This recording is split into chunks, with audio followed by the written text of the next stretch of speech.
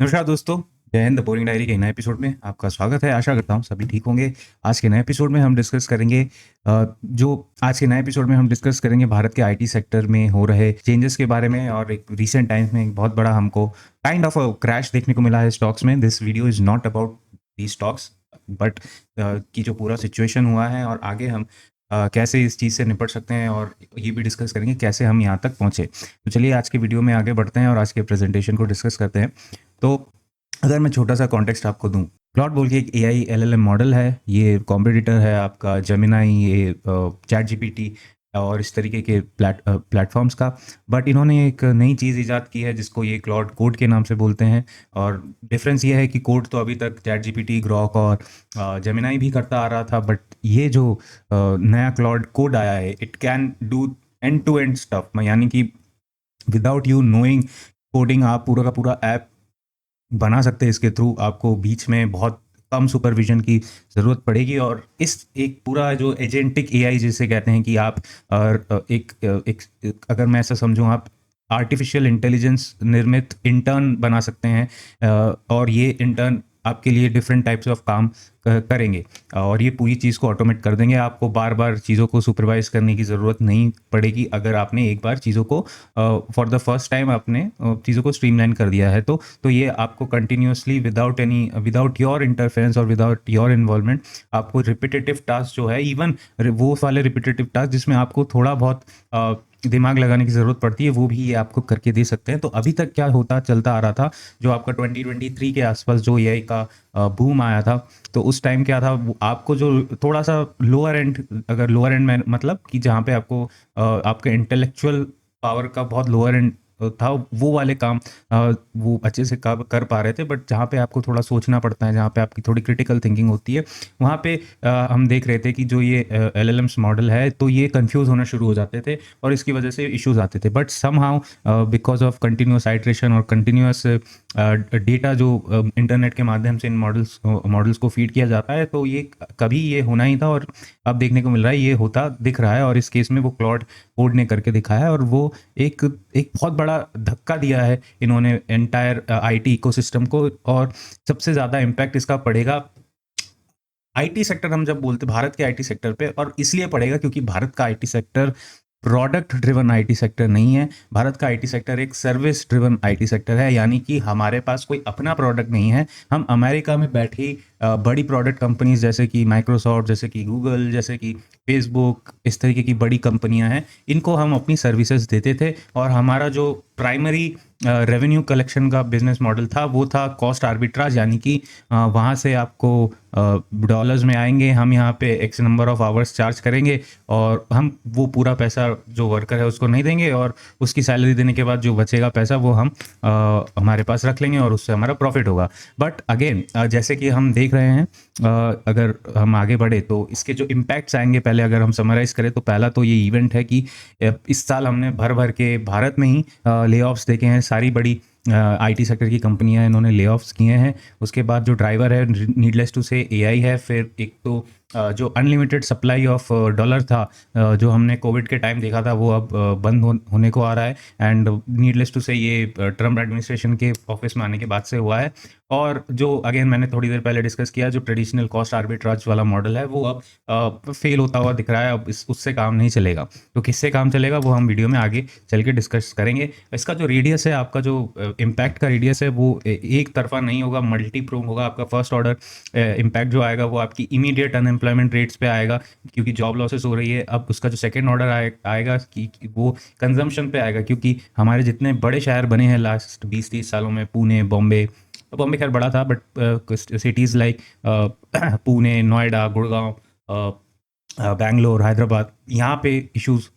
हो सकते हैं। कंजम्पशन में कमी आ सकती है, रियल एस्टेट पे असर पड़ सकता है, और उस पर असर पड़ना दिखा है। और इसकी वजह जो थर्ड ऑर्डर आपका इफेक्ट है, वो आपके ओवरऑल जीडीपी पे भी पड़ेगा। और अगर इस तरीके की कंजम्पशन डिप होती है, डिमांड डिप होती है इस तरीके की चीज़ों से, तो ओवरऑल सिर्फ शहरों तक इसका इम्पैक्ट जो है सीमित नहीं रहेगा। ये आपके टीयर 2 टीयर 3 सिटीज़ और आपके रूरल एरियाज़ में भी इसका इम्पैक्ट दिखेगा, क्योंकि ये जो बड़े शहर थे जो आईटी की वजह से डेवलप हुए थे, ये बहुत इनका इन द सेंस कि रेवेन्यू में बहुत ज़्यादा इनका हाथ था, डिमांड में हाई एंड चीज़ें, महंगी चीज़ों को खरीदने में बहुत बड़ा इनका रोल था, वो हिट होता है तो कहीं ना कहीं हमको एक इकोनॉमी पे भी इम्पैक्ट देखने को मिलेगा। और लास्ट में हम ये डिस्कस करेंगे कि कैसे हम इस चीज़ से बाहर आ सकते हैं एंड कैसे हम इस चीज़ को, मतलब इट इज़, ये कहना तो अब गलत ही होगा कि हम इसको रोक सकते हैं, बट हम इसको इस पे अडेप्ट कर सकते हैं सिचुएशन को। तो अगर हम स्ट्रेटेजिक इम्प्लीकेशंस की बात करें तो एम्प्लॉयमेंट रेट्स में थोड़ी सी गिरावट आएगी, थोड़ी मतलब काफ़ी आ सकती है। कुछ कुछ सेक्टर्स में पूरी तरह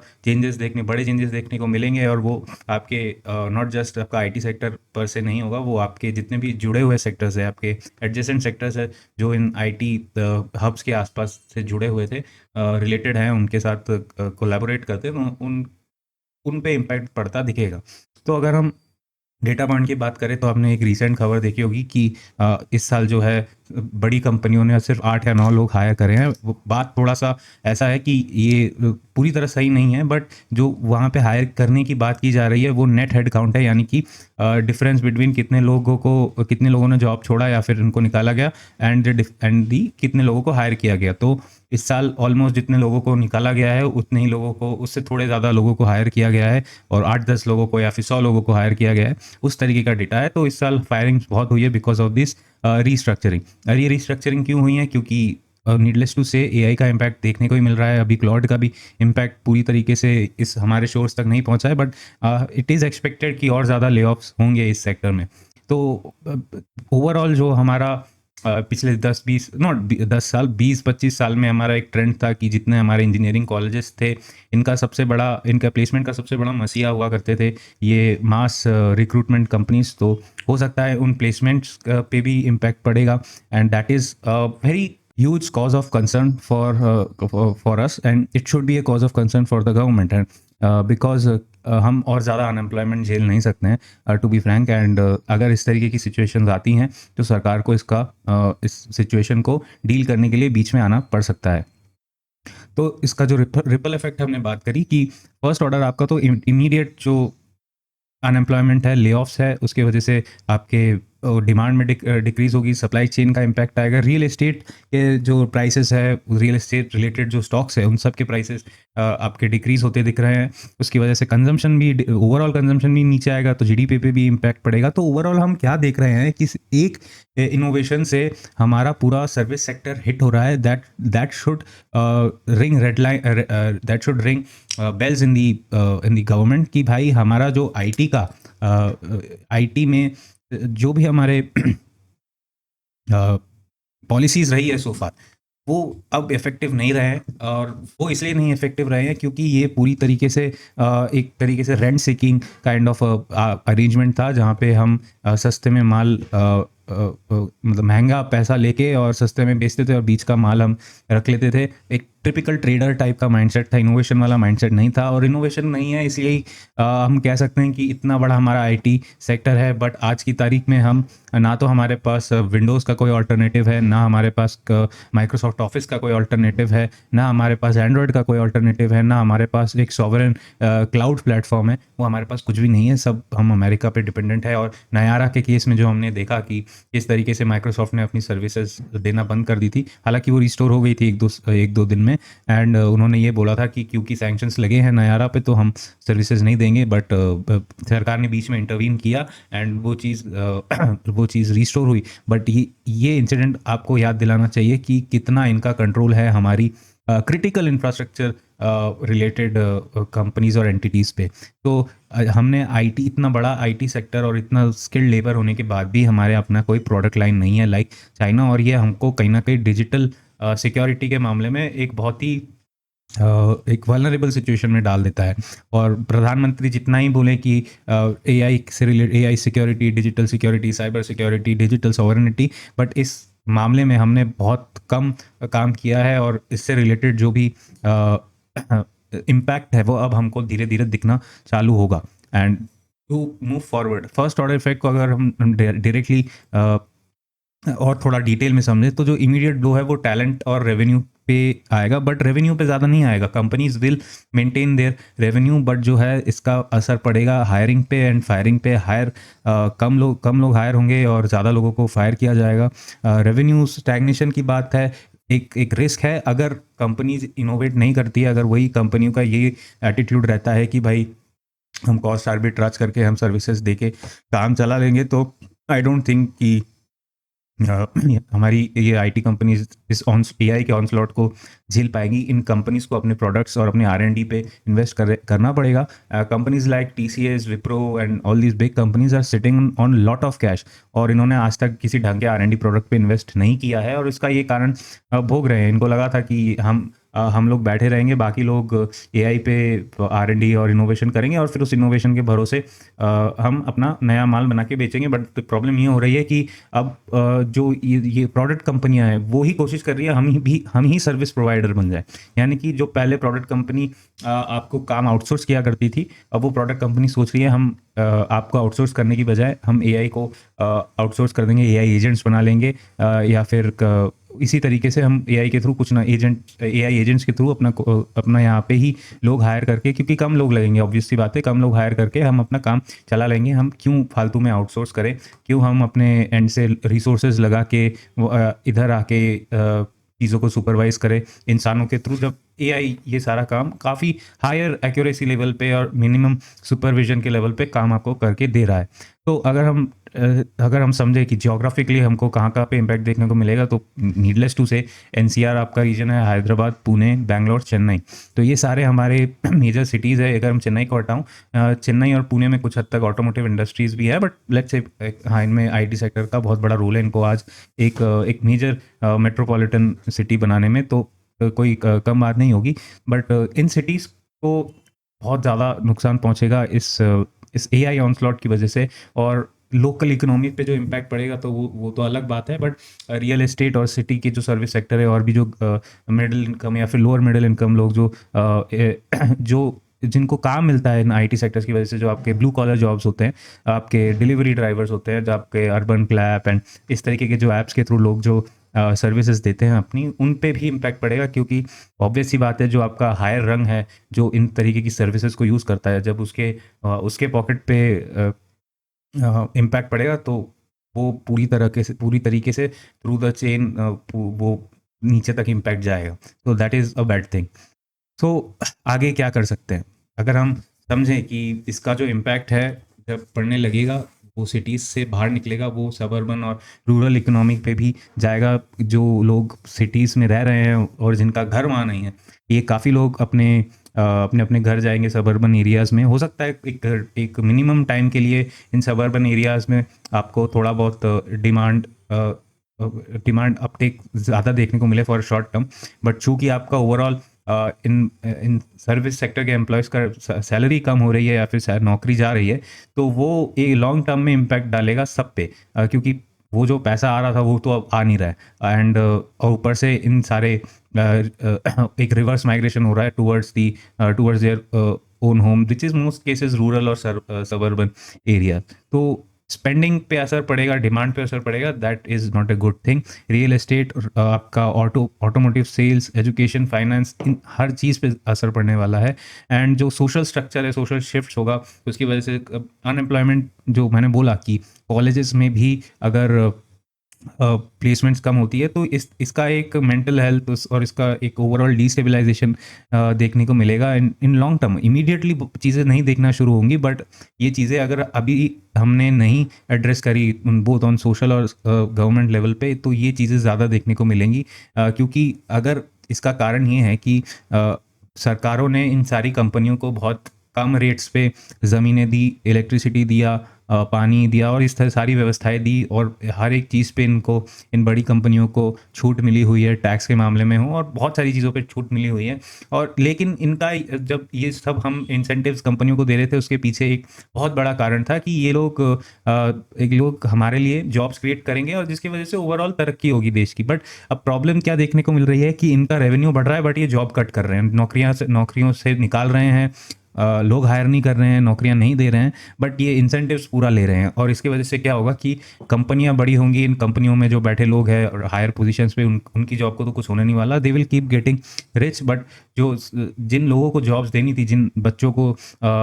हायर करना था, जो मिडिल लेवल के जो एग्जीक्यूटिव्स है, जो अपने जिनमें से बहुत सारे लोग हो सकते हैं फर्स्ट जनरेशन है जिनका कि वो लोग इतने ऊपर तक आए हैं अपने सोशल और इकोनॉमिक लैडर में, वो आप छीन लोगे उनसे, एक तरीके से छीनना ही हुआ, तो उसका एक सोशल और इकोनॉमिक इम्पैक्ट आता है उस पे, उसकी वजह से सोशली भी चीज़ें डिस्टेबलाइज हो सकती है, अनरेस्ट की सिचुएशन आ सकती है कहीं कहीं सबर्बन और रूरल एरियाज़ में। इसलिए ये जो लॉन्ग टर्म आपका एक विजन लेके काम करना पड़ेगा सरकार को। तो हम ये जो देख रहे हैं कि ये कंपनियां धड़ाधड़ ये लोगों को फायर कर रही है, बट इनको अभी भी उतने ही इंसेंटिव्स मिले हुए हैं। द गवर्नमेंट शुड इंश्योर कि अगर ये कंपनियां इतनी एम्प्लॉयज़ को निकाल रही है but still they have access to इतना सारा इंसेंटिव्स, तो वो इंसेंटिव्स रिवाइज होने चाहिए, उनको कम करना चाहिए, because of the simple fact कि इन कंपनीज को जो इंसेंटिव्स दिए गए थे that was for the simple reason कि ये लोग यहाँ पे आके एडिक्वेट अपॉर्चुनिटीज़, जॉब अपॉर्चुनिटीज़ जो है वो जनरेट करेंगे, एम्प्लॉयमेंट जनरेट करेंगे। और अगर ये एम्प्लॉयमेंट जनरेशन की प्रोसेस में दिक्कत होती है और वो नहीं बन पाती है, बट जो कंपनी है वो ओवरऑल जो उनका रेवेन्यू है, प्रॉफिट है, वो बढ़ता जा रहा है, तो कंपनीज को या फिर गवर्नमेंट को जो है वो इन सारे इंसेंटिव्स को रिवाइज करके इसको कम करना चाहिए। And it is part of a carrot and stick approach. तो ये उसका स्टिक वाला पार्ट है। कैरेट वाला पार्ट होगा कि these IT companies are sitting on lot of cash, तो सरकार को इनको इंसेंटिवाइज करना पड़ेगा कि इस कैश को यूज़ करके वो एआई में इन्वेस्ट करे, एआई से रिलेटेड नए प्रोडक्ट्स बनाए, ना कि कोई रैपर प्रोडक्ट लेके आए कि हमने चैट जीपीटी पे एक रैपर मार के उसको हमारा XYZ जीपीटी नाम दे दिया। नहीं, उनको सरकार को इंसेंटिवाइज करना चाहिए in form of tax cut और एनी काइंड ऑफ कट, कि भाई अगर आप इस तरीके के प्रोडक्ट्स बनाते हो तो हम उसके R&D कॉस्ट को कुछ हद तक हमारे साथ ले लेंगे, हम उसको फंड कर देंगे टू सम एक्सटेंट, और आप इसमें इन्वेस्ट कीजिए और आप आगे इस पूरी दुनिया में अपने सर्विसेज के साथ साथ इस नए प्रोडक्ट को भी बेचिए। सो इन अ वे आप अपने एग्जिस्टिंग कस्टमर्स के हो सकता है कि कुछ केसेस में कॉम्पिटिटर भी बन जाए, but it will have an overall better return for the country in terms of job generation, in terms of overall reputation, कि भाई चलो भारत ने भी अपना कोई एक बड़ा फेमस प्रोडक्ट बनाया है, क्योंकि आज तक भारत में इतनी आईटी कंपनीज है but we don't have our own operating system, our own Android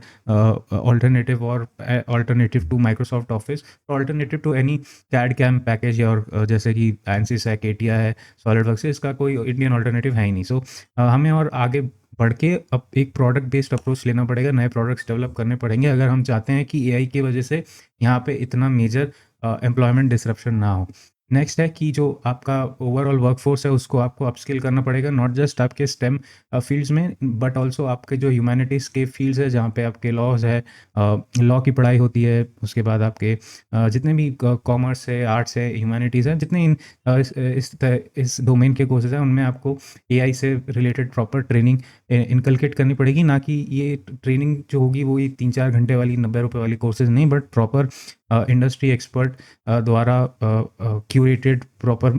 2 semesters या फिर 1 सेमेस्टर का पूरा कोर्स होगा, जो कि टिपिकल 40 to 50 आवर्स का एक सेमेस्टर में जो कोर्स होता है उस तरीके के प्रॉपर कोर्सेज। सो ये इनकलकेट करके आपको एक एआई अपस्किलिंग पूरे पॉपुलेशन की करनी पड़ेगी, और यहाँ पे कंपनियां अकेले नहीं कर सकती, ये काम सरकार को करना पड़ेगा। और ये जो कोर्सेज हैं ये ऑलमोस्ट एवरी सेमेस्टर इसको अपडेट करते रहना पड़ेगा, क्योंकि एआई जिस तरीके से इम्प्रूव हो रहा है तो वहाँ पे हर महीने कुछ ना कुछ चेंज होता है। और भारत में प्रॉब्लम क्या है, यहाँ पे एक बार कोई कोर्स सेट हो जाता है तो लास्ट 20 साल से जो चल रहा है वो भी वही अभी भी चला आएगा, तो वो यहाँ पे नहीं चलेगा। यहाँ पे ऑलमोस्ट हर 6 मंथ्स में कोर्स को अपडेट करना पड़ेगा to keep the upcoming workforce updated. जो नए बच्चे कॉलेजेस से निकलेंगे उनको वो एम्प्लॉयबल हो इन कंपनीज में, सो इसका भी ध्यान रखना पड़ेगा। अगर अपस्किलिंग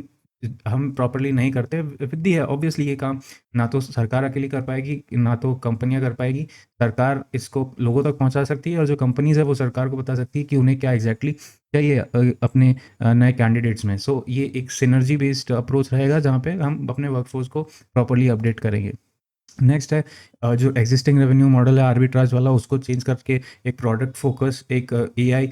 यानी कि प्रोडक्ट फोकस, इनोवेशन ड्रिवन और एक हाइब्रिड अप्रोच लेना पड़ेगा, जहाँ पे आपका एक रेवेन्यू स्ट्रीम आपके ओवरऑल सर्विस बेस्ड पुराना जो ट्रेडिशनल मॉडल है उससे आ रहा है, और आपका एक प्रोडक्ट फोकस जहाँ पे आप नए प्रोडक्ट्स बना के आप अपने क्लाइंट्स को या फिर नए क्लाइंट्स को पिच कर रहे हो। और उसके साथ साथ जीसीसी जो आज आ रही हैं वहाँ से तो रेवेन्यू और एम्प्लॉयमेंट जनरेशन तो हो ही रहा है। तो जो नया इकोसिस्टम बनेगा वो गवर्नमेंट के कोलैबोरेशन के साथ, उसके बाद डीकंजेशन इन टर्म्स ऑफ कि आप इनोवेट करिए, आप सारी छोटी बड़ी कंपनीज को